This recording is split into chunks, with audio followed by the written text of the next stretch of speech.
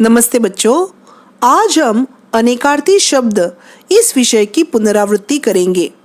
परीक्षा में आपको निम्नलिखित शब्दों में से किसी एक शब्द का प्रसंगानुसार भिन्न भिन्न अर्थ स्पष्ट करके उनका अलग अलग वाक्यों में प्रयोग कीजिए। इस तरह का प्रश्न पूछा जाता है। तो हम शुरू करते हैं। मत, इसका पहला अर्थ है तुम वहां मत जाओ। दूसरा अर्थ है मैं आज मत देने जाऊंगा। फल, मुझे आम का फल पसंद है। मेहनत का फल मीठा होता है। हार, मेरे पास सोने का हार है। खेल में हमेशा हार जीत होती रहती है। आम, मुझे आम का फल पसंद है। मैं एक आम आदमी हूँ। खून, उस चोर ने पुलिस का खून कर दिया है। मेरे हाथों से खून बह रहा है। पर, मेज पर किताब रखी है। मैंने पंछी के पर काट दिए। पद, मैं मेरे पद धोकर मंदिर चला गया। रमेश ने शिक्षक का पद हासिल किया। कर, हमें आजकल हर एक चीजों पर कर देना पड़ता है। मेरे कर गंदे हैं। भूल, मुझसे भूल हो गई।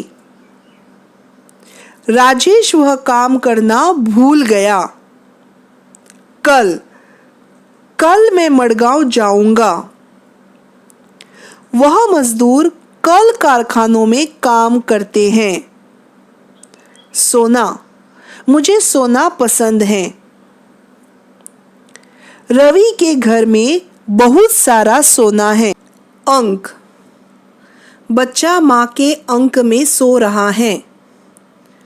रमेश को परीक्षा में अच्छे अंक मिले।